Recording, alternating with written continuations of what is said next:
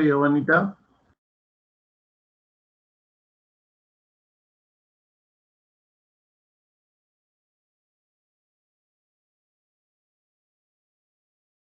Y se le ha separado esta clase que antes se dictaba hace unos 3, 4 años atrás como un anexo del curso de riquezas, de la clase de riquezas.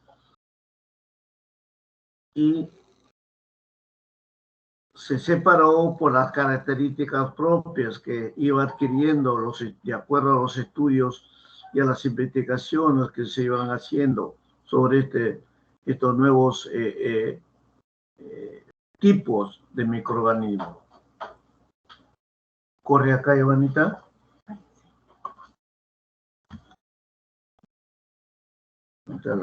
Ya. Entonces, se crea este nuevo orden, que es el orden de micoplasmatales, que a la vez se subdivide de acuerdo a la taxonomía bacteriana que está actualmente vigente. Se divide en 4 géneros, básicamente. Es el género Eperitosoma, Hemobartonella, Mycoplasma y Ureaplasma. El género Hemobartonella ya hemos tocado con la especie representativa que es la especie, el grupo de Bartonella, el Bacilliformes. Vamos a tocar hoy día el Mycoplasma y algunos aportes que se están dando en los últimos estudios del otro subgénero Ureaplasma. Todos estos géneros constituyen una significación clínica muy importante. Y como vemos en el cuadro que les muestro, el género Mycoplasma pues tiene cerca de más de 125 especies reconocidas y asociadas con alguna patología humana y no humana. El Ureaplasma, repito, es un subgrupo que está siendo estudiado con un poco de más interés y que ya están clasificadas dentro de la taxonomía del orden 7 especies.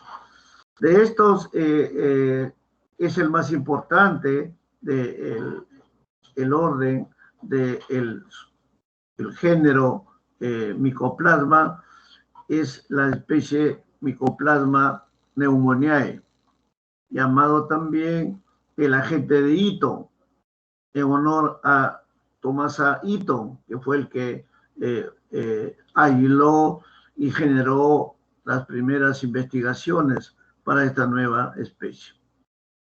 Y de esta manera, el Mycoplasma pneumoniae pues está relacionado con una serie de enfermedades, básicamente del aparato respiratorio, ¿no? Como los cuadros de traqueobronquitis, Croup y la neumonía propiamente dicha. Una neumonía muy característica y conjuntamente con otros patógenos que se necesitan hacer los diagnósticos diferenciales. Tenemos también el otro patógeno que es el Mycoplasma genitalium, el Mycoplasma urealítico, etcétera. Están relacionados también con otros segmentos del organismo humano, sea a nivel de órganos genitales, a nivel de los órganos renales, etcétera. Dentro del aspecto estructural, fisiopatológico, estos organismos que están dentro del género Mycoplasma y Ureaplasma son bacterias pues relativamente pequeñas, de vida libre, tienen una peculiaridad muy específica por la ausencia más saltante en su estructura, que es la carencia de una pared celular propiamente dicha. Y también la presencia de esteroles a nivel de su membrana celular. A diferencia de otras bacterias que carecen de pared celular, que son las formas L, conocidas como las formas L, por esta variedad característica que no poseen esteroles en la membrana celular.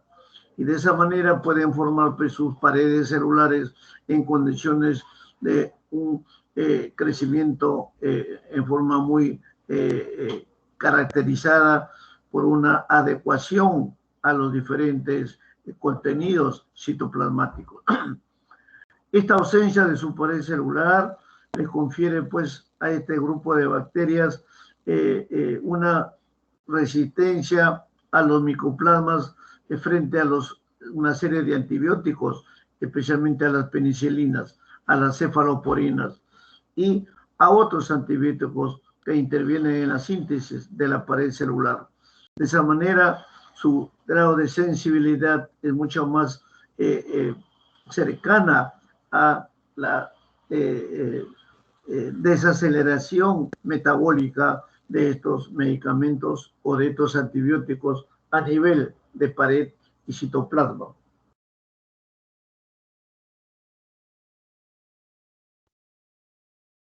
Este grupo de bacterias, los micoplasmas que estamos tocando,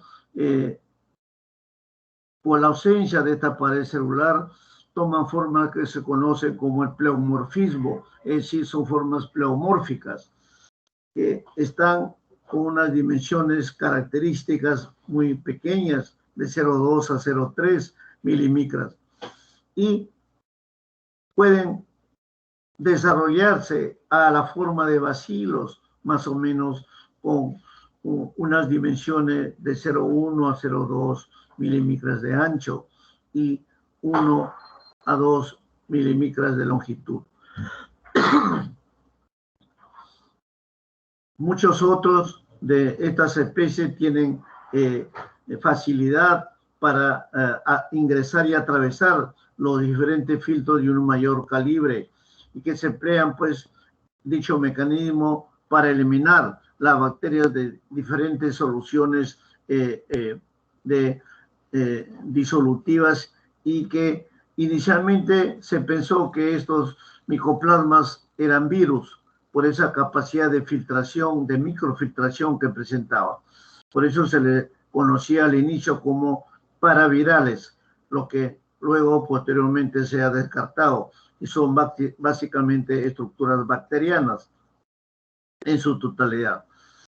A pesar de esto, estos microorganismos pues tienen una particularidad de dividirse por fisión binaria, que como sabemos es una forma general de todas las bacterias, así como también crecen en medios artificiales, celulares, y contienen tanto el ácido ribonucleico como el ácido desoxirribonucleico.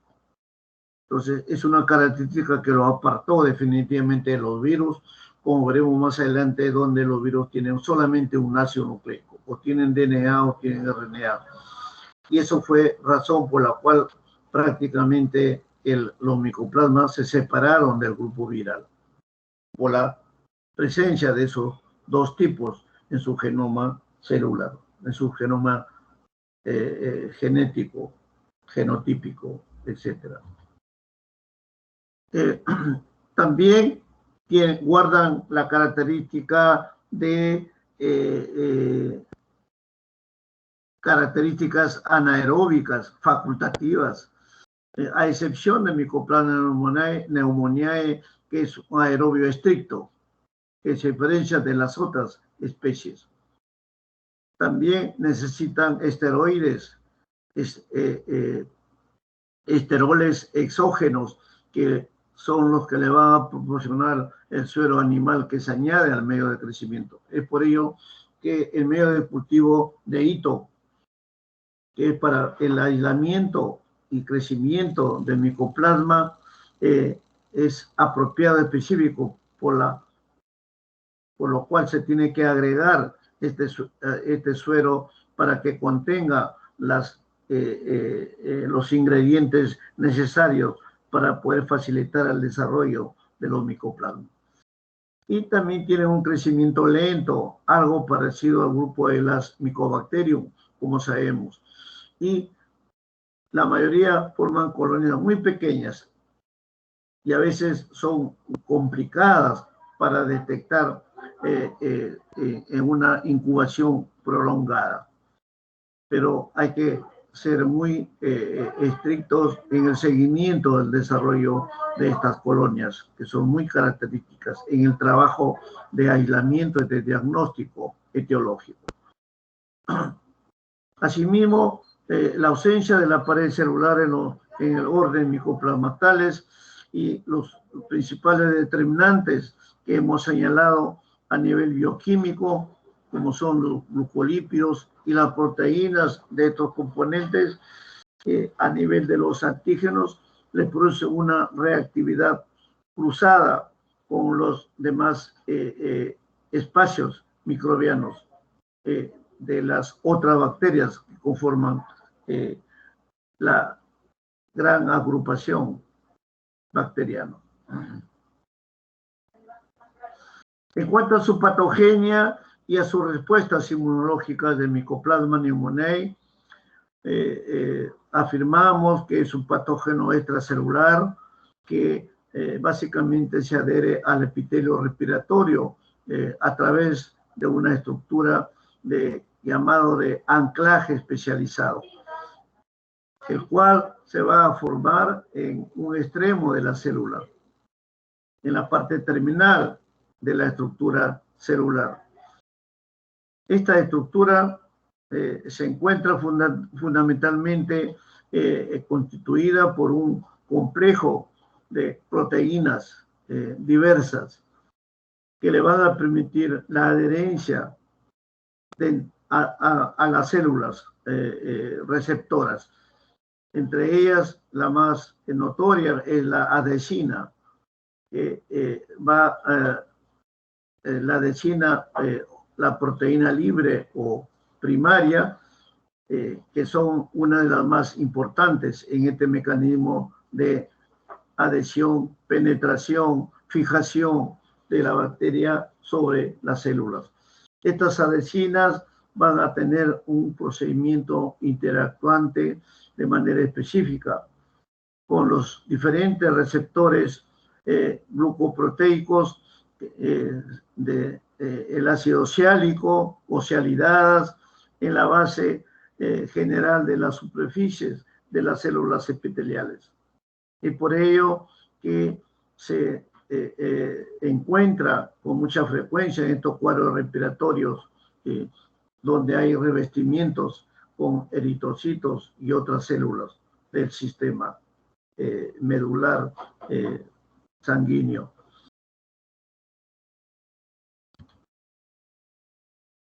Diferentes especies de Mycoplasma, pues entonces son capaces de virar, de cambiar rápidamente en cuanto a las manifestaciones de las lipoproteínas a nivel superficial, lo que constituye de una manera probable que tenga una importancia para para evitar las respuestas inmunológicas del hospedador y establecer de esa manera infecciones persistentes o crónicas. Tienden a tener una mayor capacidad de cronicidad por estas características. Un pequeño resumen del Mycoplasma pneumoniae en cuanto a su patogenia, a su virulencia y la acción patógena en sí. Ya hemos señalado sus tamaños característicos en su espacio de vida libre, su ausencia de pared celular y de una membrana que contiene básicamente esteroles y que son características únicas entre toda la taxonomía bacteriana. Su velocidad de crecimiento, que es lento, otra característica importante, y son aerobios estrictos, básicamente, el Mycoplasma pneumoniae. Tiene la presencia de esta enzima, que es la adhesina, y que se une a las bases de los diferentes cilios de las células epiteliales, lo que le permite, pues, realizar una pérdida en las diferentes células del epitelio ciliado estructuralmente, muy adherentes a las células inflamatorias y a la liberación de una serie de sustancias que van a permitirle esa cronicidad esa mayor capacidad invasiva de la bacteria a nivel de estos tejidos. Es un patógeno humano exclusivamente y que tiene que ver con las características taxonómicas señaladas en los diferentes cuadros que se manejan hoy en día. En cuanto a la epidemiología, podemos señalar que este grupo de bacterias tiene una distribución universal y sin señalar específicamente una estación climatológica específica en diferencia con otras enfermedades que producen la mayor parte de los patógenos respiratorios, incluyendo los virus en sí, que son mucho más específicos y más incidentes en los periodos invernales o de un friaje mucho más intenso. Y también tiene una predilección en los primeros años de edad, o sea, en grupos etarios de entre 5 y 15 años, básicamente. Pero en relación, en general, todos los grupos son susceptibles a generar una enfermedad selectiva en este aspecto etario, desde el punto de vista etario. Se transmiten básicamente por inhalación de las gotitas aerosiladas o por aerosoles. En el momento de estornudar, de toser, pueden eliminarse estas manifestaciones y de esa manera a obtener el contagio de estas bacterias. En cuanto a los fármacos de sensibilidad, básicamente existe el grupo de las eritromicinas, las doxiciclinas, las esperoquinolonas y todas el grupo de estas penicilinas donde se señala como la de mayor sensibilidad el grupo de las eritromicinas, básicamente, sobre todo a nivel pediátrico. La respuesta inmunológica a cuadros de reinfección es básicamente de por vida y las vacunas todavía no están señaladas, no están terminadas para poder neutralizar la capacidad toxigénica de estas bacterias, como ya existe para otras bacterias, como la especie de Pertussis o toferina, especialmente muy relacionada a este nivel epitelial. Acá tenemos algunas características de una mayor importancia en cuanto a las manifestaciones clínicas que ustedes evaluarán en casos de pacientes con probabilidades de infección por micoplasmas, donde tanto el Mycoplasma pneumoniae, el Mycoplasma genitalium y el Mycoplasma hominis y el Mycoplasma urealítico tienen pues localizaciones señalados en este cuadro como son aparato respiratorio, básicamente el aparato geniturinario, el aparato respiratorio geniturinario que puede ser binario, el aparato respiratorio, etcétera. Y con sus enfermedades mucho más incidentes, que son traqueobronquitis, faringitis, neumonía con las diferentes complicaciones en el árbol bronquial, secundarias también, produciendo cuadros de reacciones neurológicas, pericarditis, cuadros de anemia, hemolítica especialmente, cuadros de artritis, lesiones mucocutáneas. Es un amplio espacio que puede generar señales clínicas importantes del Mycoplasma pneumoniae. Los otros micoplasmas ya son específicos a nivel del aparato geniturinaria, con manifestaciones de uretritis, enfermedad inflamatoria pélvica, con polinefritis, fiebre puerperal, infecciones sistémicas, en los pacientes con inmunosupresión señalada, notoria, uretritis no gonocócicas. Para eso tendrán ustedes que manejar con otro tipo de uretritis gonocócica, por ejemplo, con el diagnóstico diferencial, básicamente. En caso de pielonefritis, etc. En caso de aborto séptico o manifestaciones, infecciones primarias o severas a este nivel. Entonces, como ven ustedes, en la especie de Mycoplasma pneumoniae tienen ustedes un amplio campo para trabajar su diagnóstico diferencial, básicamente. Dentro del diagnóstico ustedes tienen a la mano hoy en día, aparte de la investigación semiológica, clínica y todas las características que tienen que ustedes trabajar en su historia clínica, interrogatorio del paciente, tiene por ejemplo el espacio microscópico, que todavía no es de mucha utilidad, pero debido a su volatilidad en su estructura, básicamente, que es porque carecen de la pared celular, como hemos señalado. Ello hace también un poco inviable que no puedan teñirse con los reactivos convencionales, como son Gram, Sil-Nielsen, azul de metileno, etcétera, etcétera. En cuanto al cultivo, tienen un procedimiento lento, como hemos señalado, de 2 a 6 semanas, como resultados promedios y poder evaluar un resultado final. Y no son sensibles en su mayoría a estos trabajos metabólicos y carecen en los diferentes laboratorios para poder tener este medio. Es un poco complicado elaborar, aunque hoy en día ya venden, nos proporcionan en forma sintética el medio de ITO, que nos permite el aislamiento de estos medios. Pero la mejor forma es la preparación directa, en fresco, de poder preparar el medio para su aislamiento en su cultivo respectivo. Ya tenemos hoy día a la mano también el diagnóstico molecular, que es la prueba pues, que se basan básicamente en PCR y que disponen pues, de excelentes reacciones de sensibilidad. Todavía no está definido muy bien la especificidad, pero los estudios recientes y en un futuro cercano, esto se debe convertir en pruebas diagnósticas de elección selectivas y de una mayor sensibilidad, selectividad.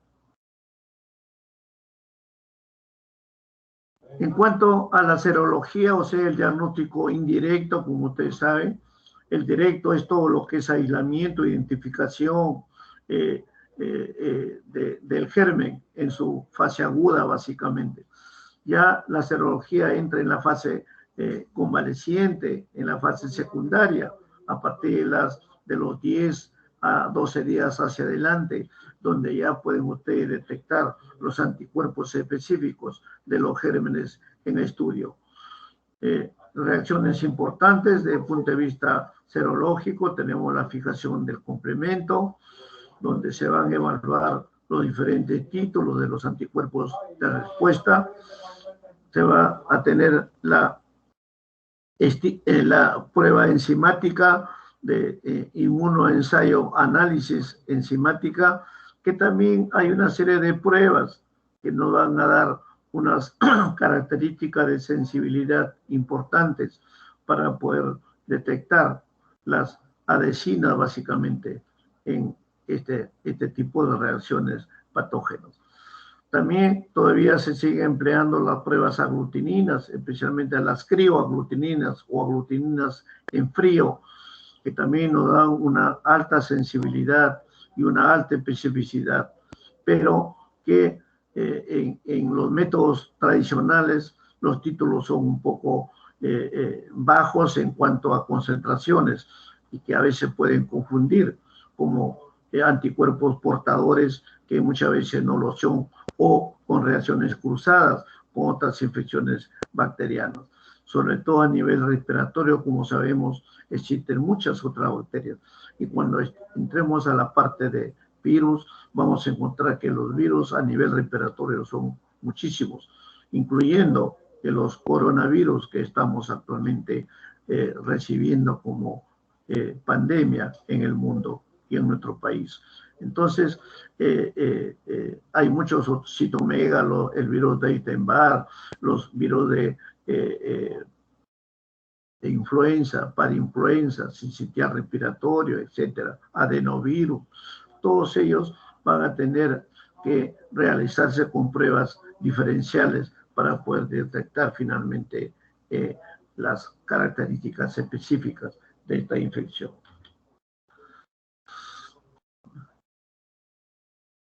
Finalmente, una de las medidas, como siempre les recuerdo, en medicina ustedes tienen que ser rápidos, tienen que ser específicos en la detección, en la relación de las diferentes patologías, no solamente a nivel bacteriano, sino a nivel micótico, a nivel viral y a nivel de algunos protozoarios, metazoarios, que lo veremos en la segunda parte de nuestro curso, que es la parte de parasitología, donde también vamos a encontrar algunos patógenos respiratorios.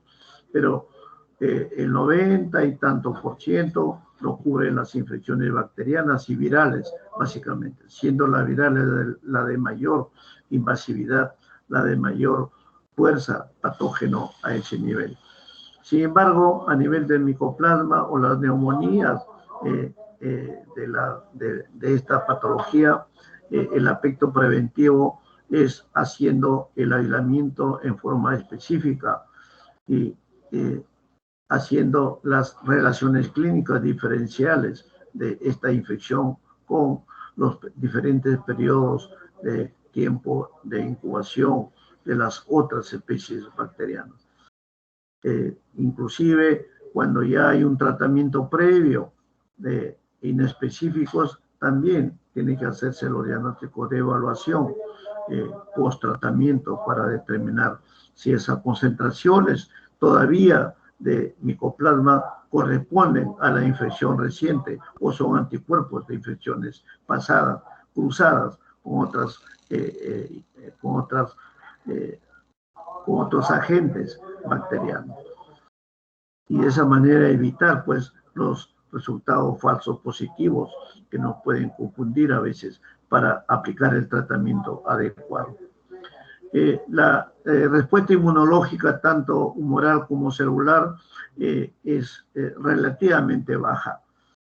Por todos los especies que hemos señalado, el Mycoplasma pneumoniae, el hominis, el actinitalium, el ureaplasma, básicamente se transmiten por vías directas y estas enfermedades corresponden a medidas de prevención en primer lugar, ya que las respuestas y protecciones, por ende, inmunológicas son todavía muy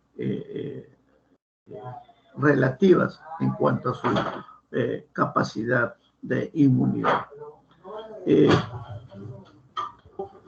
En cuanto a un comentario general del género Mycoplasma, debo manifestarles que sobre el Mycoplasma pneumoniae se ha hablado mucho anteriormente. Se la relacionaba con infecciones de diferentes características.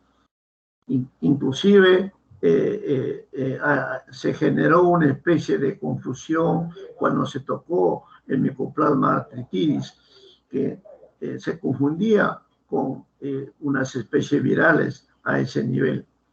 Inclusive el Mycoplasma llegó a confundirse un poco con el síndrome Guillain-Barré, que lo veremos más adelante.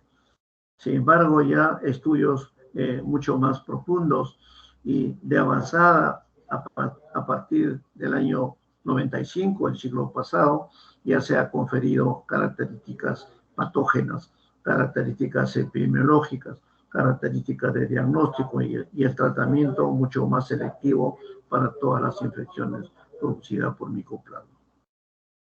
Bien, eso es un resumen de este género.